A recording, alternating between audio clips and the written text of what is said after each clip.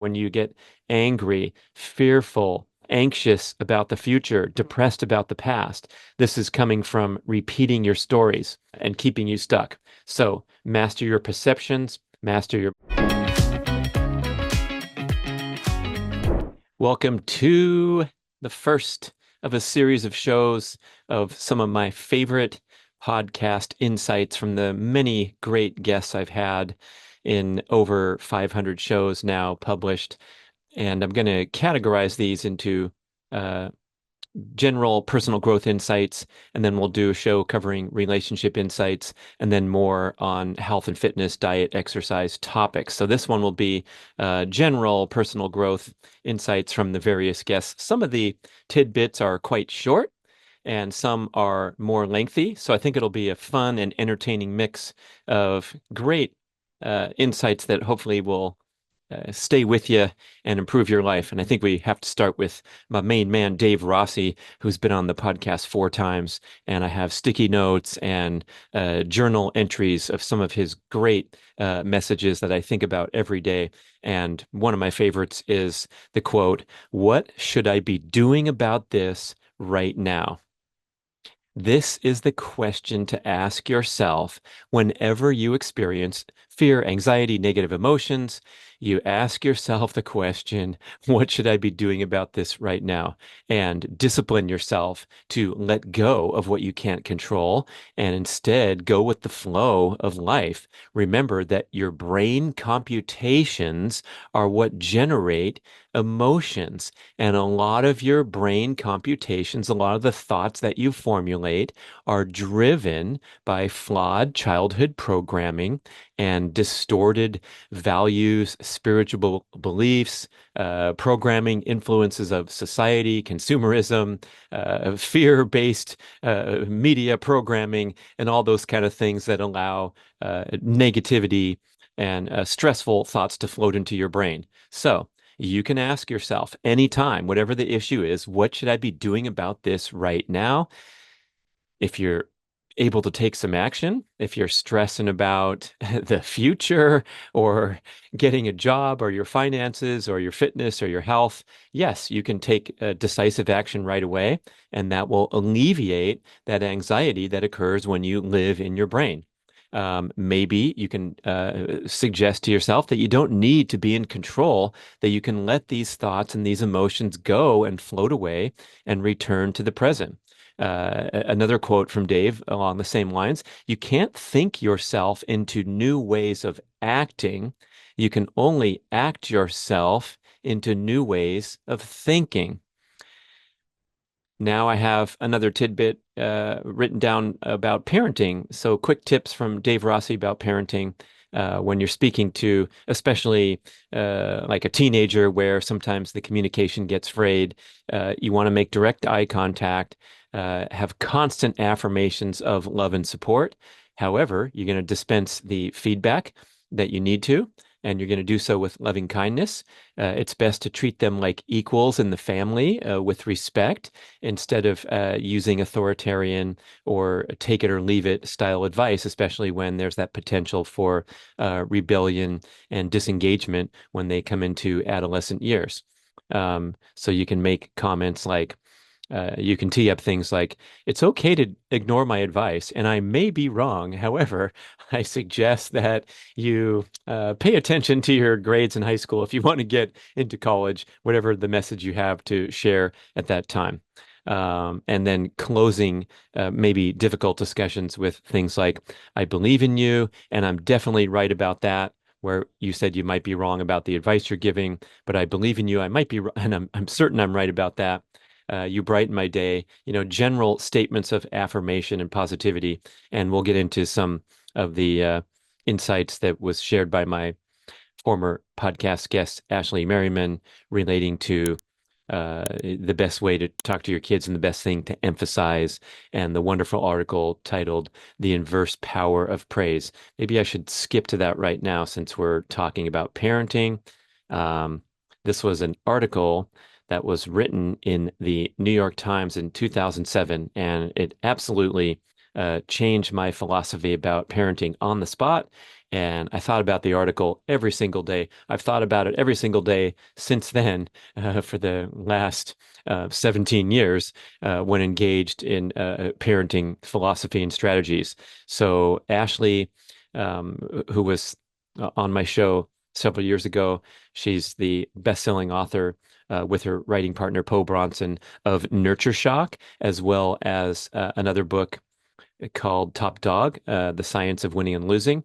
But in Nurture Shock, she talked about how parents, with mistaken good intentions, oftentimes can screw up their kids, which was the same sort of theme covered by the article in the New York Times titled "The Inverse Power of Praise: How Not to Talk to Your Kids." And that article, which quoted Ashley and Poe, and also was greatly inspired by the popular work from Stanford researcher Carol Dweck and her concept of growth mindset as opposed to fixed mindset. Hopefully, you've heard about these concepts, but I'll give you the basic overview.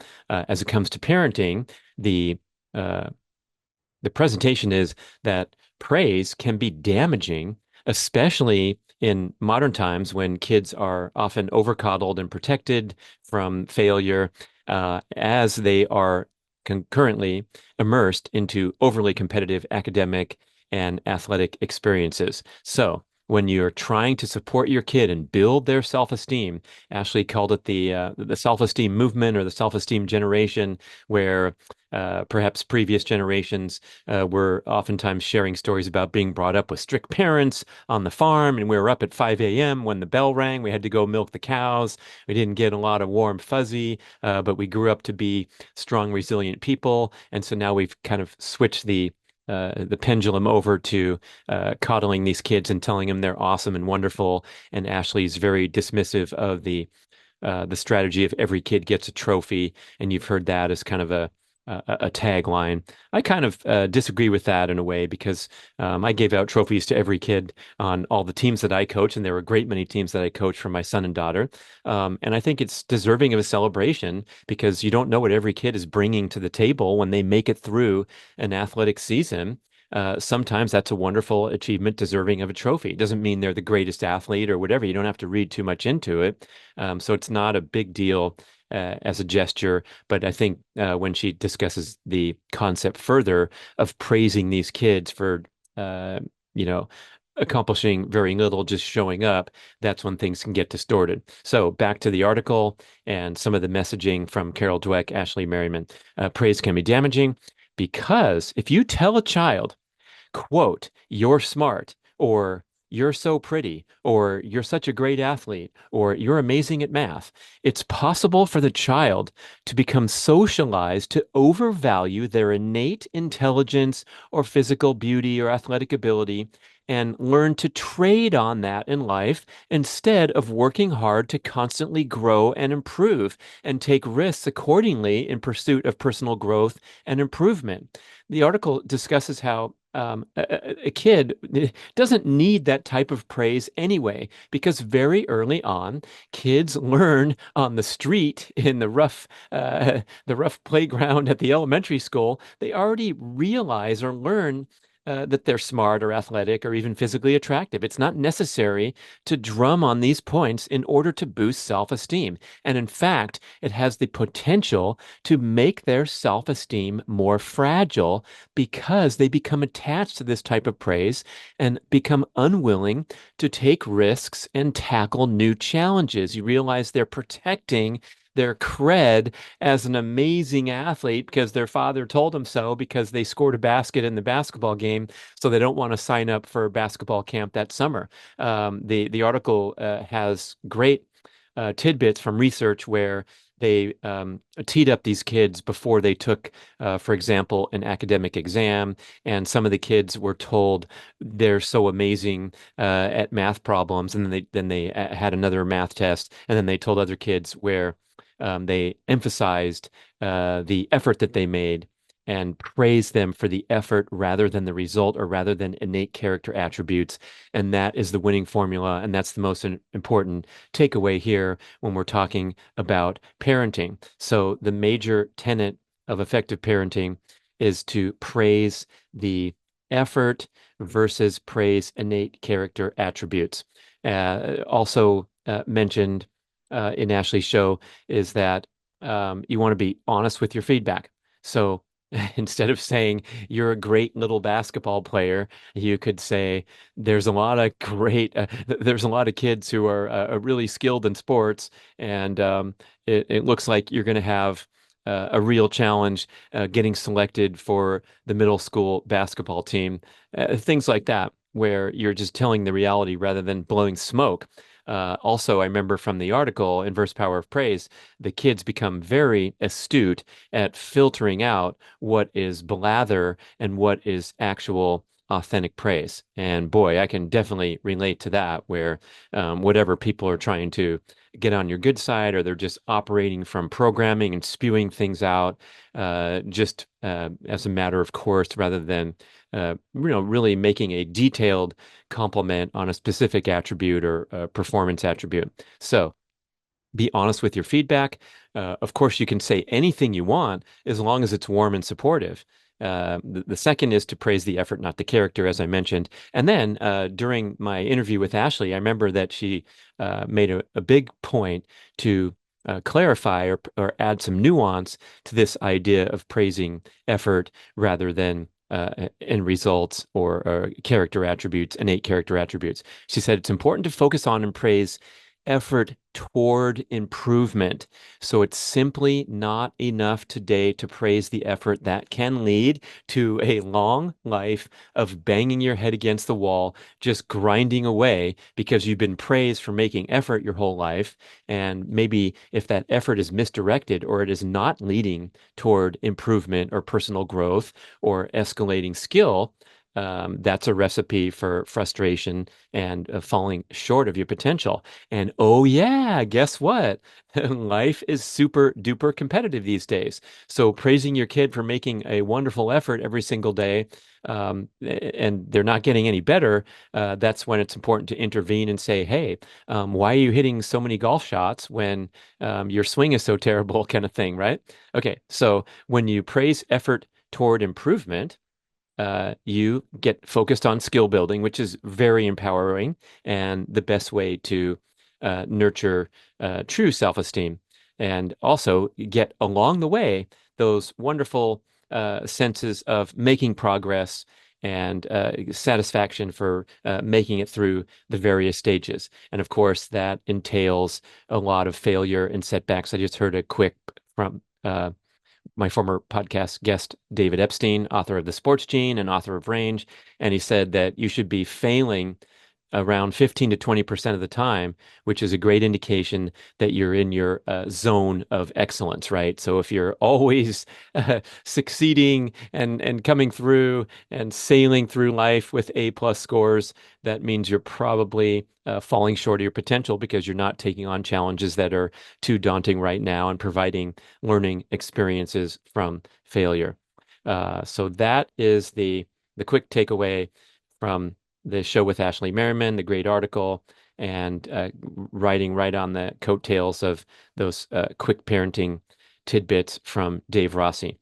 Coming up next, my wonderful 2024 interview with Thais Gibson, personal growth expert. And this is a show, as I mentioned in the intro to the show, one of my favorite shows that I've ever done, and something that's really had me thinking since the day we recorded many months ago. I think about it all the time because she pretty much got me into the hot seat partway through the interview, where I'm interviewing her about her work and her offerings with her personal growth courses.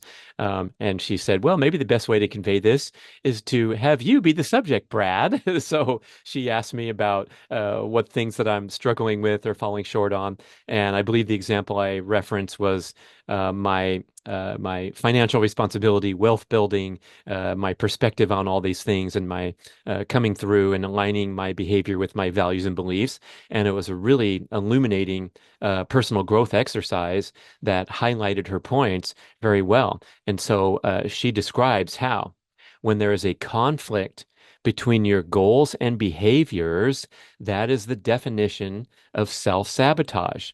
And it's typically rooted in flawed childhood programming. For example, people carry around the subconscious belief that they're not deserving, let's say, of abundant wealth and the freedom that comes with it, or whatever the topic we're talking about. Maybe even it's the fabulous body that you dream about and you set the goal. You want to have a visible six pack by summertime or whatever, but then deep down you feel undeserving. And so you're not making progress in achieving these goals because of flawed childhood programming. Again, the conflict between your goals and behaviors is the true definition of self-sabotage.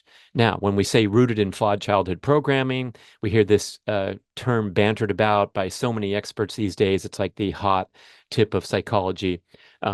We have to acknowledge that our subconscious, that's driven by the programming, controls 95% of our thoughts and actions throughout the day. The subconscious is very powerful, and it will get its needs met no matter what. So you will self-sabotage no matter what until you awaken to the idea that you are behaving in conflict between your goals and behaviors. Let's see, the example that was used on me, where I say, Thais, I have goals of being more financially responsible and successful, yet I seem to be falling short. And then she asked me those hard questions of, how do you spend your time? How do you spend your free time? Things like that. And I said, well, I do exercise, health, and fitness things. And that showed that the areas in which I'm most successful, I kind of are gravitating to spontaneously. And then where do I possibly spend not enough time? Oh, poring over expenses, reports, and spreadsheets, and tracking my financial prowess and my financial progress. So I tend to distract myself from my stated goal of being financially astute, and instead am out there exercising and working out.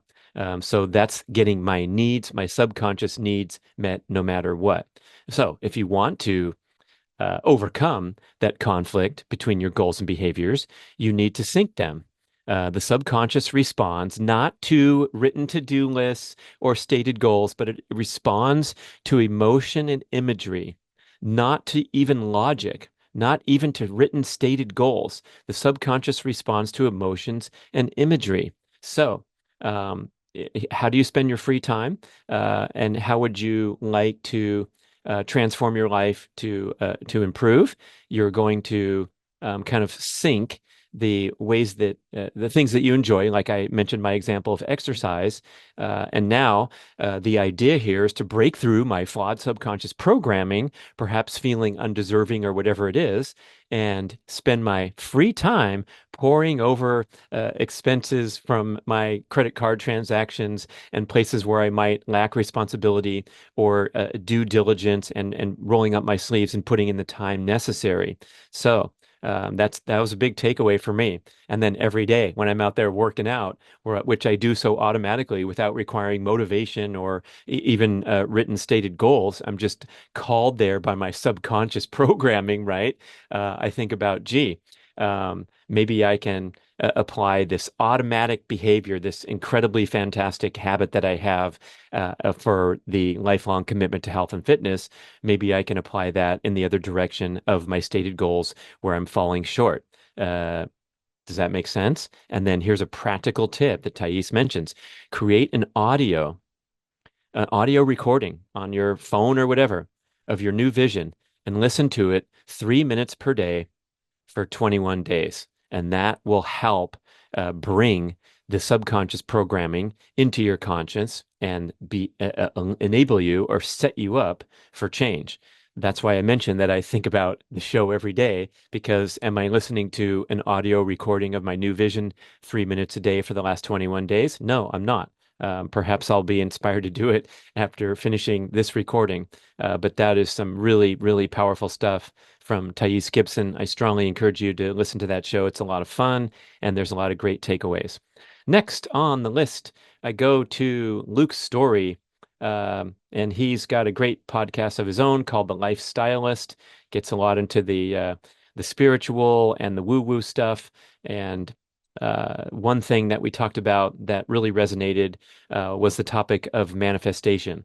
Because I've kind of been sitting on the sidelines, perhaps with that healthy skepticism when you hear these people, especially guests on podcasts, going on and on about how they, called immense wealth and happiness and the dream life into their scene simply by practicing manifestation techniques. And as probably the majority of people listening who aren't deep into it, there's that healthy skepticism, like, yeah, right. Now, Luke addressed this topic with a tremendous insight that I want to share with you. And he says manifestation usually does not work because our mindset cuts us off from the potential power that it might have.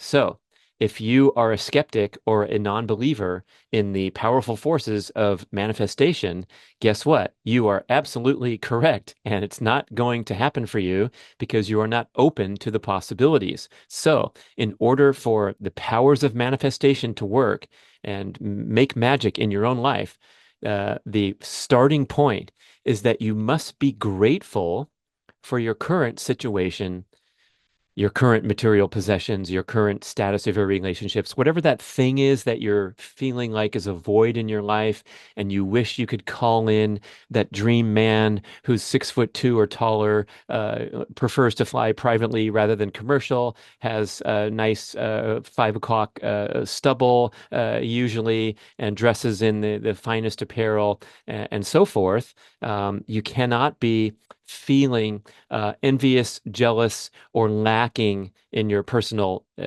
experience today. Otherwise, you're going to be immediately cut off from the power. There. Now, now that we feel grateful for our current status and our current state of health and relationships and being alive and breathing every day on this planet, then we are able to dabble in, for example, creating a specific vision, feeling deserving, and activating your wonderful imagination to imagine the possibilities ahead of you for the life that you dream of. Um, so the I am statements can be powerful here. These are things that can proscribe your future and program your brain. Uh, your life is like a GPS. You program the destination and your path unfolds to get you there. So if you start talking in I am statements, I remember meeting a guy at a trade show, just walking the halls, and I made eye contact, and the guy said, "Hey, come on over. You want to do my little exercise?" And I said, "Sure." And he said, "Write down three of your main goals, but don't write them as a goal. Write them as um, I am world champion in speed golf. I am a New York Times best-selling author," and write another I am statement and carry this piece of paper around. And that kind of shifts from a goal, which we all know we have a lot of us have a hard time believing in the goals that we write down, and then also achieving them in the second place. So it was a pretty fun exercise, and unforgettable to look at things from a different perspective and use these I am statements. And then, speaking of that, feeling grateful for your current situation, and then creating a specific vision, feeling deserving, and using your imagination. What did I just talk about with Thais Gibson? She said, create an audio of your new vision and listen to it for 3 minutes a day times 21 days. So if you're listening to a new audio describing what you want to do to improve your life and uh, uh, uh, right that conflict between your goals and behaviors and the self-sabotaging patterns that you engage in, you have to be open and starting with being grateful. Love it. Thank you, Luke Storey. Next, we go on to Don Goewey. And the title of his show was Stop Fixing Yourself and Rewire Your Brain for Happiness. He described a 4-step process to become more self-aware and well-adjusted. Number one is heighten your awareness. So that means noticing what are your triggers, uh, instead of operating, as we said before, 95% of the time from flawed subconscious programming that happened in childhood, which I guess is the um, uh, sort of the essence of what triggers you. Trigger being descriptive of, an automatic reaction. You fly off the handle when someone cuts you off in traffic for some reason. Who knows? Maybe they're rushing to the hospital because someone in the car is in labor. We don't know that, but instead we get triggered and activate our temper when something happens on the roadway. So instead, notice, heighten your awareness of what triggers you, and then, by definition, um, you can uh, have more control over it rather than it being in the category of trigger. Oh, isn't this easy for us to see when this happens in other people? Haha, there she goes, getting triggered again. I can realize exactly why because I'm sitting here observing, but maybe not as good at that when you get triggered yourself. Okay, so that was step number one is heighten your awareness. Number two, look inside. Realize that your perception is what creates reality. Ooh, that's pretty deep. So reality is basically there is no fixed reality, right? It's your perception creating your reality. And guess what? That might be a little different than someone else's reality. Number three, don't identify with negative thoughts or emotions. They are not you. They are just something that's independent from you. Like Dave Rossi said when talking about your thoughts, let them go and discipline your mind to say, instead, what should I be doing about this right now? And after that, go with the flow. Your negative thoughts and emotions are not you. Finally, his fourth tip um, to become more self-aware and well-adjusted, realize that everything shall pass. Okay, next we go on to John DeMartini, who was chock full of amazing, quick tidbits to help you with your personal growth and really healthy, empowering mindset. Love having this guy on, and I really love listening to his podcasts where the programs are very short but filled with actionable insights and memorable takeaways. Probably my favorite one was when he was talking about the essence of a healthy, well-adjusted life is to pursue what he calls your inspired purpose. What is your inspired purpose? Here's his question. What do you do spontaneously every day that requires no motivation and brings you joy and fulfillment and makes a positive contribution to the world? That is your inspired purpose. So he wants, especially in the context of career, he corrected us when we talk so frequently about follow your passion. That's the secret to life. And he said, go look up passion in the on the dictionary. And I'm going to wait. We'll pause the show right now. I'm like, okay, hold on a sec. Oh, passion. The Latin root word is to suffer. So when we pursue our passions, a lot of times that leads to suffering. And he makes a critical distinction between pursuing your passion and pursuing your inspired purpose. So it's something that you do spontaneously every day, requires no motivation, brings joy and fulfillment.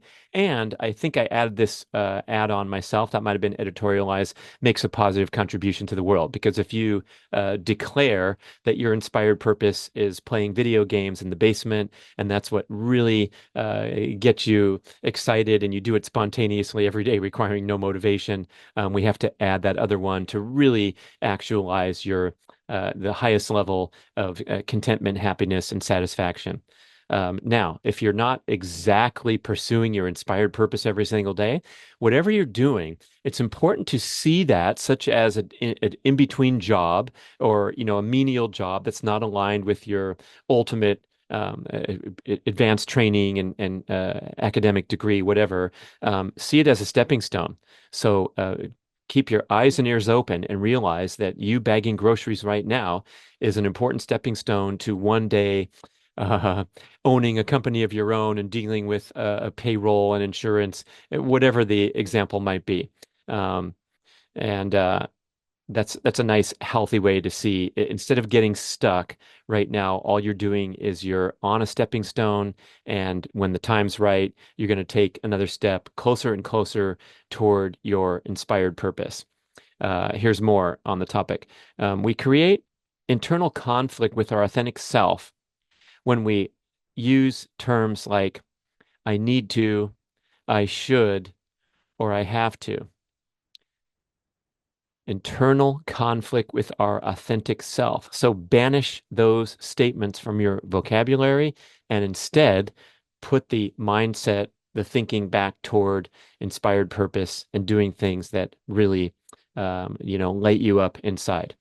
Uh, Realize that the things that you do in life that require a lot of motivation and willpower are going to be difficult to excel in because these are flimsy and unreliable drivers of behavior. That's right. Willpower is regularly depleted every single day. Our willpower is stronger in the morning than it is late in the evening when we're staring at that pint of Ben and Jerry's or thinking about streaming another show on Netflix, even though we realize that we should get to bed. So motivation and willpower are overrated. They're flimsy and unreliable. And instead, we want to get in that sweet spot where we're uh, doing our main contribution spontaneously. All right.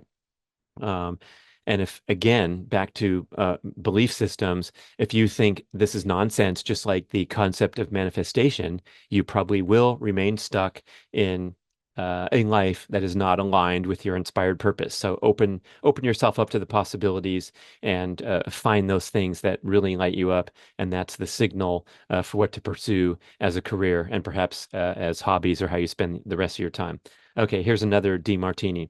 Um, Dealing with emotions and fears. This is it's self-imposed drama to see only the downside of events. Remember, it's your perception and your decisions and actions about these perceptions that matter. Repeating your stories works the amygdala and weakens the forebrain, keeping you stuck. Practice mastering your perceptions and you will master your mind. Does that make sense? Um, let's say we just had a recent a presidential election in the United States, and people have all kinds of perceptions about it um, that could be causing them uh, strife or discomfort. Are you going to take action? What are you going to do about it? In my case, I stay in the lane of promoting healthy living and educating and inspiring people to follow this path, and has absolutely nothing to do with things like political election. So I'm not going to do anything except for uh, work on what I can control. What should I be doing about this right now? And making those decisions and taking action. That is better than trafficking in what our culture seems to be very good at, which is to repeat the stories and work the amygdala. That's the primitive part of the brain. So when you get angry, fearful, anxious about the future, depressed about the past, this is coming from repeating your stories and keeping you stuck. So master your perceptions, master your mind. Another DeMartini ism. Fill your days with high priority actions, or they'll become filled with low priority distractions. If you don't empower your life, other people will overpower you. If you aren't living according to your highest values, then you will succumb to distraction and instant gratification. And that pretty much describes a huge percentage of modern life where we have so much potential for nonstop hyperconnectivity, distractibility, instant gratification, that we have kind of departed from this lauded pursuit of our inspired purpose and instead are content to just be entertained and stimulated all day long. So I love the wake-up call that DeMartini provides to think further about what do you do spontaneously every day that requires no motivation and brings you joy and fulfillment and makes a positive contribution to the world. That's huge. That's huge. I love it. Dain Heer. Another great guest. Title of the show was Letting Go of Trauma and Drama with Total Ease and Freeing the Chihuahuas. I guess that was probably chatter in the mind. I can't remember why I titled the show that way. But he gave this great little suggestion for a mental exercise, and I think about a lot when I'm resting. So what he suggested was as a practice to improve your ability to expand your awareness of your present everyday life situation. Imagine floating above your home. Close your eyes, right? Relax, get into a relaxing position, and then imagine floating into the sky above your home and taking in the surrounding radius of 1 mile in your immediate neighborhood. Yeah, float up there and just check out the mile radius below you, and then expand that to a 10 mile radius of awareness. Okay, now I'm taking in the whole giant lake over there that's 2 miles away, and seeing uh, the Tahoe Basin they call it.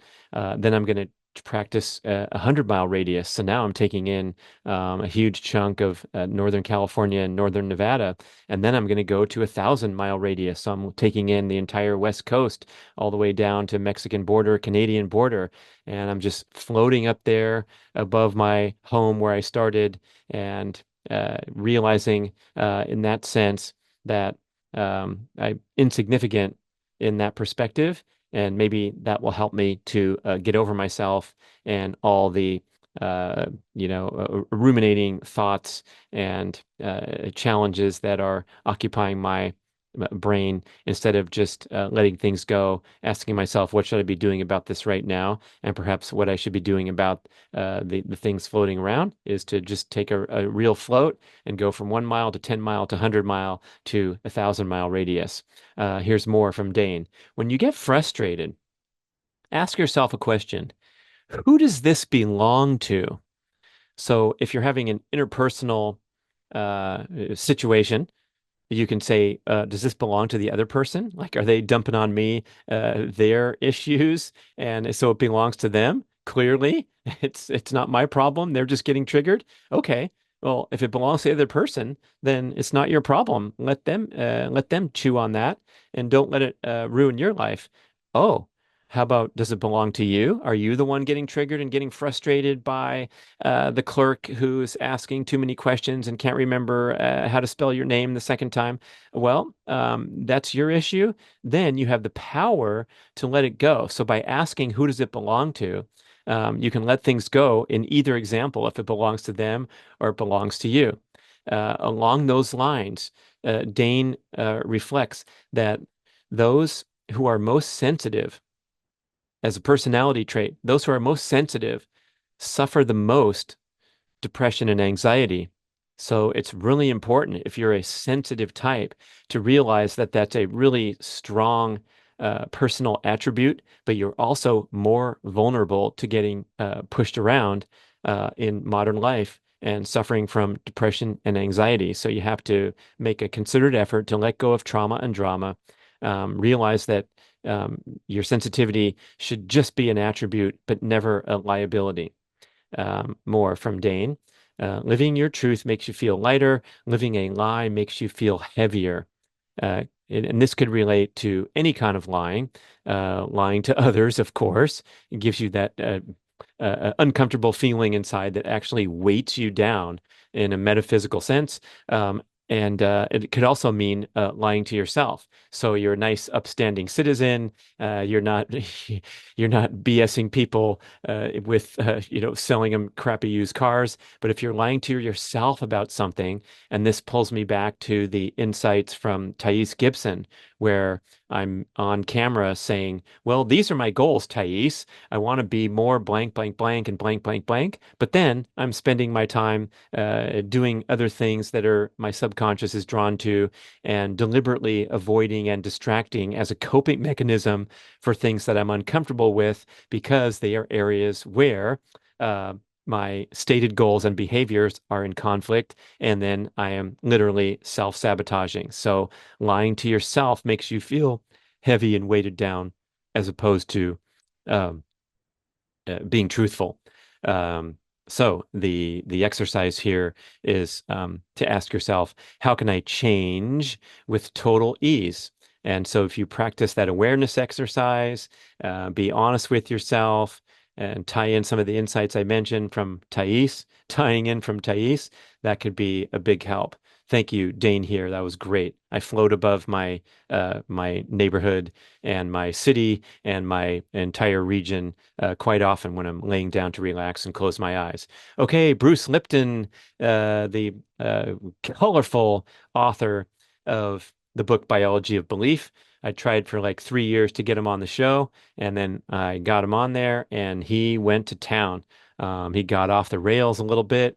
I think, remember, he was ranting about COVID and controversial topics like that. I kept trying to bring him back, but he got some tidbits in there that were really, really helpful. And his overall life's work is so transformative in the area of how our thoughts affect our cellular function in our bodies at all times, and how he actually proved these concepts that were completely disregarded and thought to be woo-woo, decades ago when the science was more rigid. So here's a quote from Bruce to kind of set up the premise of his life's work.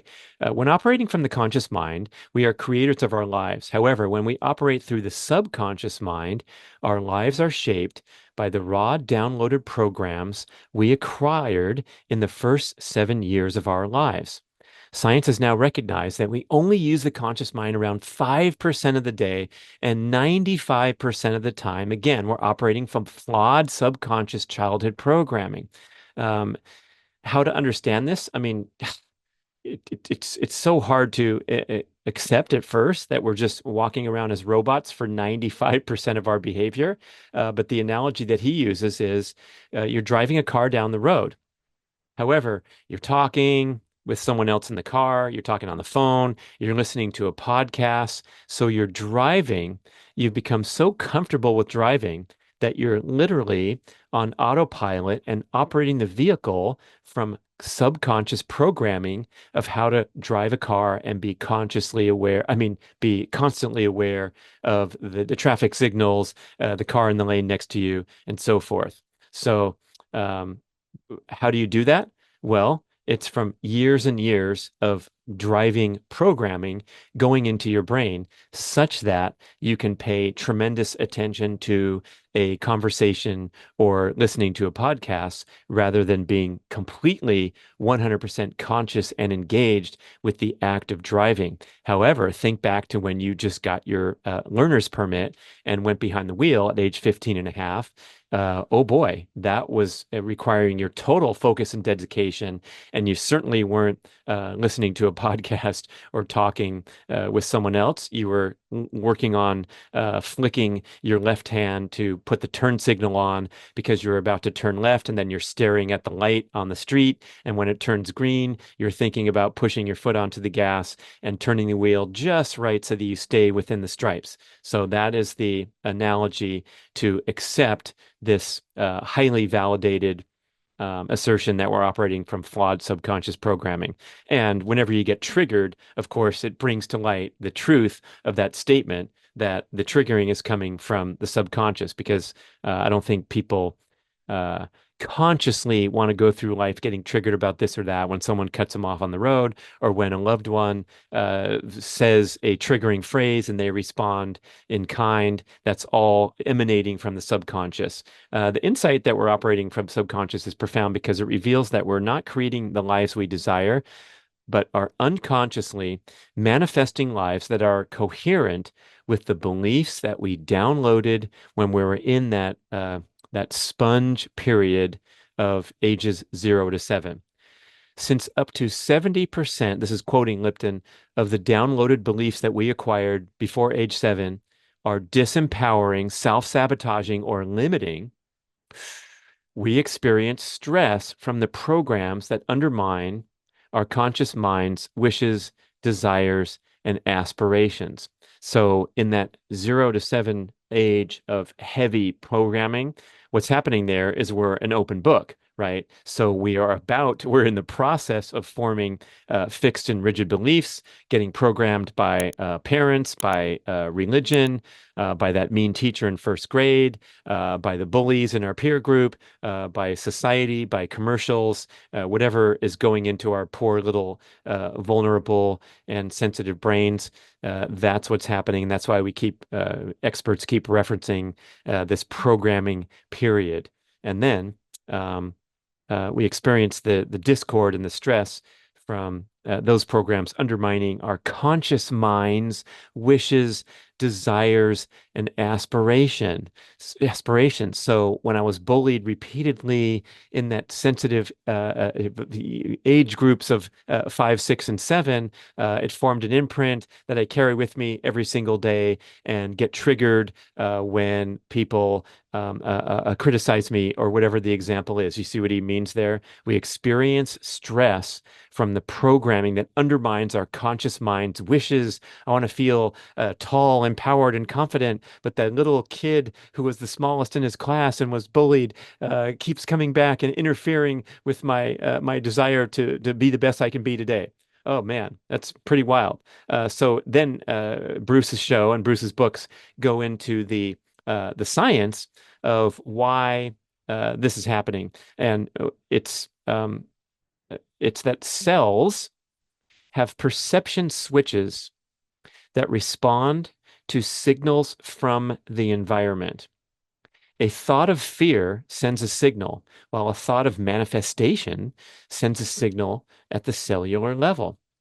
Our cells have there are three potential responses to, let's say in this case, we're talking about how our thoughts influence cellular function. Of course, other signals from the environment influence cellular function. So when you take off running down the road and your heart responds to the demand created by your legs moving at a fast pace and generating energy, these are also signals, and your cells respond by taking in more glucose to fuel ATP production in the cell and so forth. But with Bruce Lipton's work, we're talking about how thoughts influence cellular function at all times. So there are three potential responses. A cell has either a neutral response, Bruce Lipton calls that elevator music, a defense response, which is a stress response, and a positive response, which is a feeling of happiness.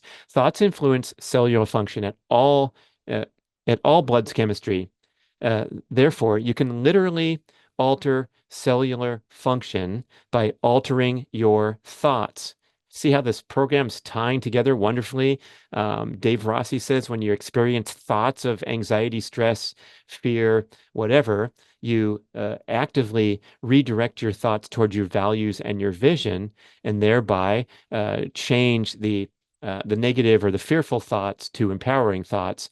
And by doing so, you alter cellular function in the body. My favorite example of this is having a rough, stressful, exhausting day, and then, oh gee, we still have to go to the birthday party at 6:30 p.m., but I'm so tired and cranky and moody that I'm gonna say, look, I only want to stay for half an hour, and then I just want to go home and decompress from a lousy day. But when you walk through the door in a festive environment and have smiling faces and camaraderie and entertainment, your actual physical mood and energy level change at a chemical level. So you go from tired and exhausted to feeling alert and energized, and you're all of a sudden, hours later, you're perhaps even staying up past your bedtime, and you're not tired, you're not moody, you're not cranky because you have changed your thoughts thanks to the signals from the environment.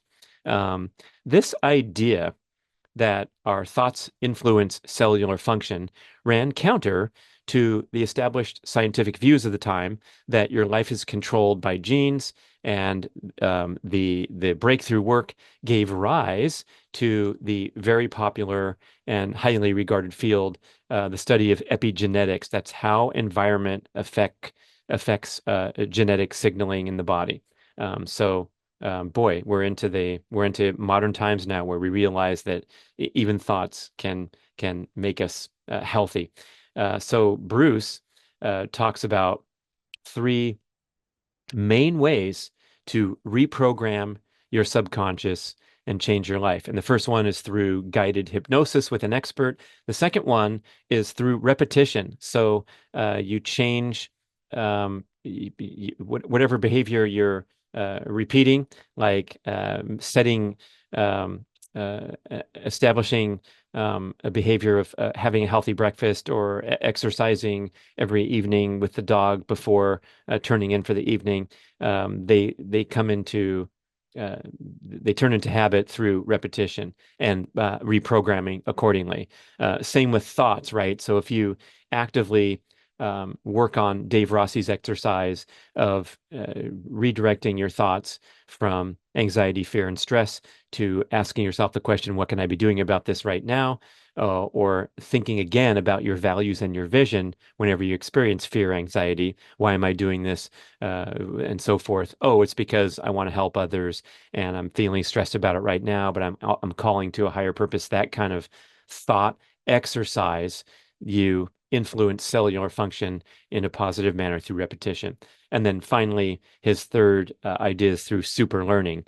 And I guess that means really understanding this stuff, listening to his podcast, reading his books, realizing how the body works and realizing the power and the control that you have over it, rather than succumbing to that flawed subconscious programming that you're not deserving of the beach body or financial success because the programming's just been sticking in there.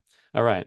So, um, from emanating from his books and my shows, I have my sticky notes or important entries in my journal that I try to see frequently.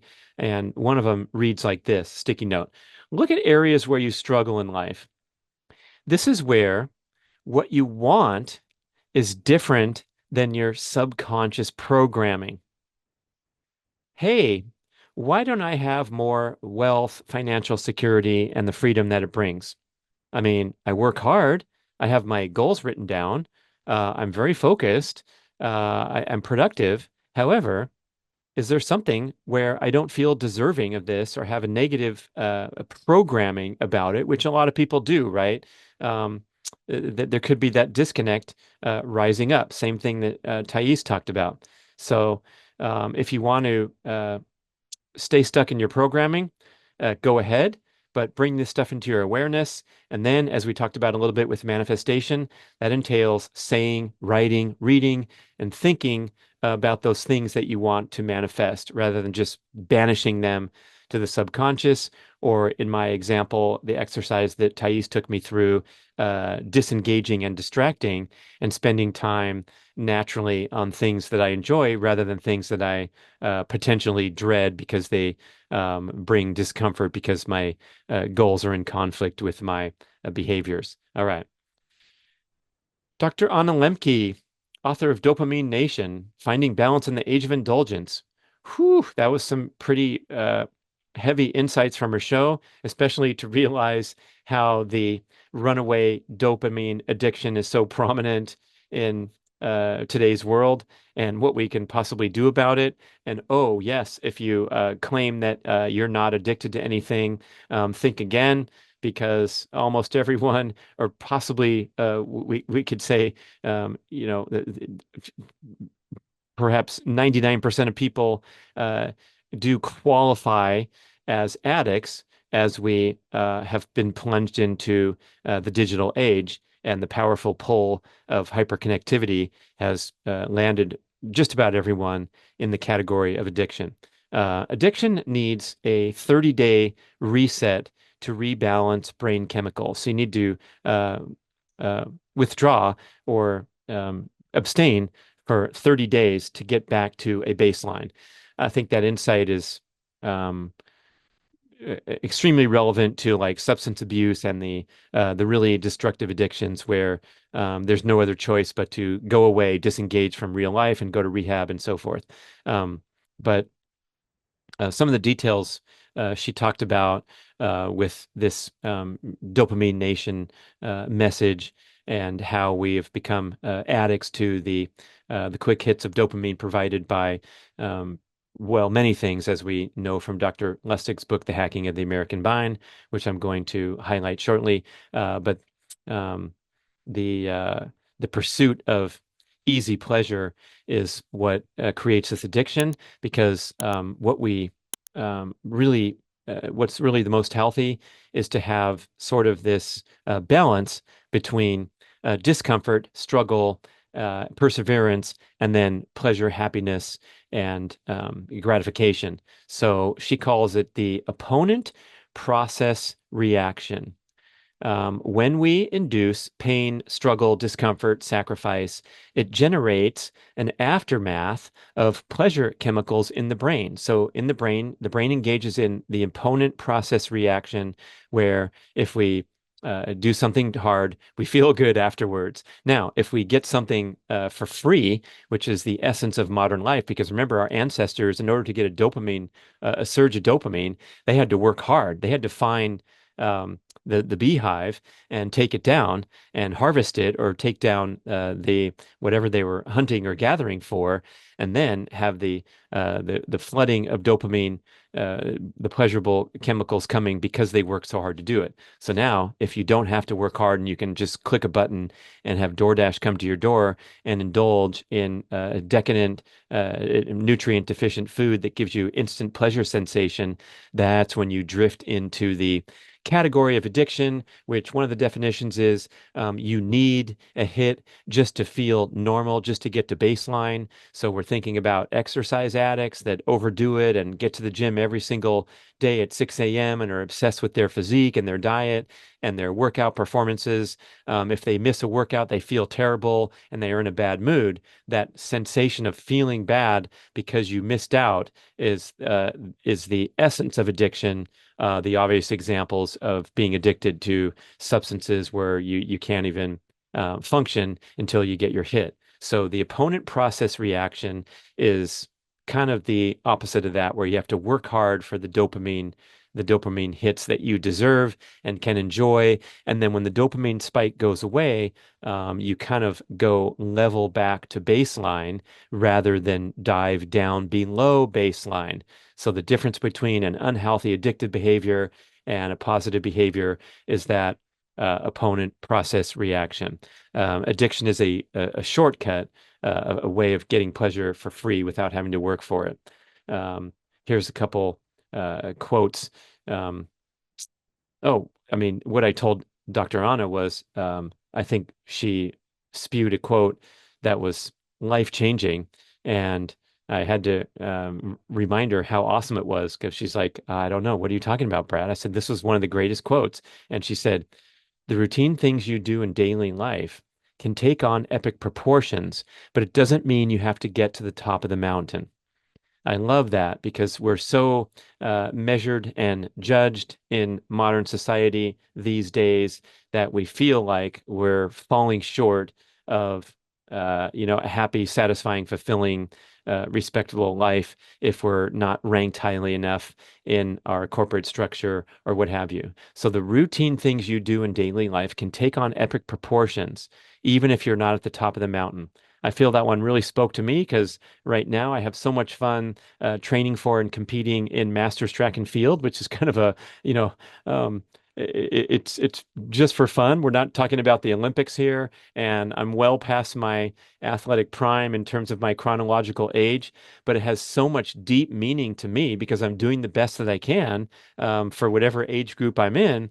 And it's just as important to me as, let's say, when I was a professional triathlete, competing on television and competing for cash prizes and all these things that made it seem more important than a bunch of old guys shuffling around a running track, racing in a master's track meet. So I think that's a recipe for happiness, is that whatever you're doing in your life can take on epic proportions. If you're teaching second grade, oh my gosh, the school year's upon us, and we are going to have the greatest class, and we're going to make the best decorations, and Halloween's going to be amazing, and they're going to learn to read, and they're going to improve all their skills and their confidence, and we're going to teach them to socialize. And so an ordinary second grade teacher at the nearby elementary school is doing an epic performance to contribute to a wonderful world and mold and shape these young kids and send them on to third grade ready for action. It's beautiful. Okay,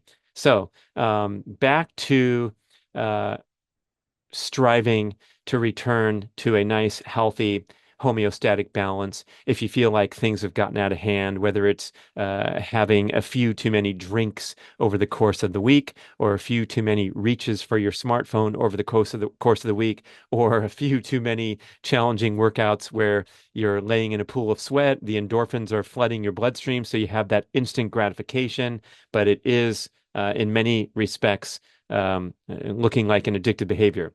Number one, find a pursuit that gives you meaning. Number two, focus on the challenge rather than the result. Number three, look for things that get you into the flow state. Number four, give yourself at least a 30-day break from that behavior that you feel like you're displaying addictive tendencies. And number five, realize that sometimes you have to sit with discomfort until it passes. All right. That's a nice little wrap up. I got many more quick highlights for you, and then medium and then longer highlights. So I hope you enjoyed our foray into highlight shows. And as always, love to connect with you and learn about your thoughts, questions, comments, feedback. So please email podcast@bradventures.com. Thanks for listening, watching.